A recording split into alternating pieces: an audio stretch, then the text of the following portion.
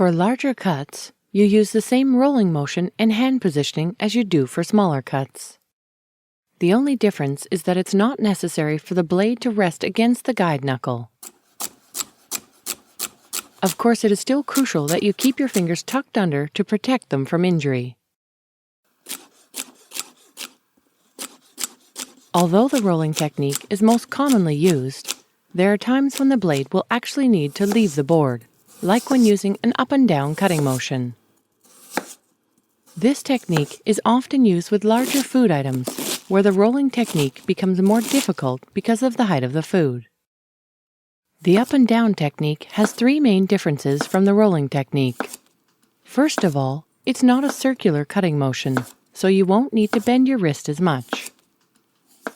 Secondly, it uses the center of the blade rather than the sweet spot. Lastly, the knife blade is not anchored by being in constant contact with the cutting board. Instead, the knife is anchored against your guide knuckle like this. You will lose contact between the knife and your knuckle on the downward motion, and reset it again at the beginning of each cut. You may need to use a back and forth motion on the downward cut to help the blade slice through the food. The pivot chopping technique is a variation of up and down chopping and is commonly used for chopping things like herbs. Here you anchor the tip in place with your fingers, then rotate the knife as you chop, using the tip as a pivot point. Note that both your hands are completely out of harm's way with this technique, making it safe and easy to chop very quickly.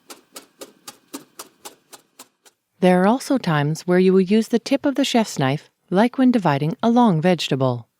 First anchor the product, then insert the knife tip with the blade pointing away from your anchor hand, and drag to make the cut. You will also find the tip useful for smaller tasks like cutting the ends and stems off ingredients before chopping. In the next lesson, you'll learn how to safely combine all of these knife techniques to create professional-looking cuts.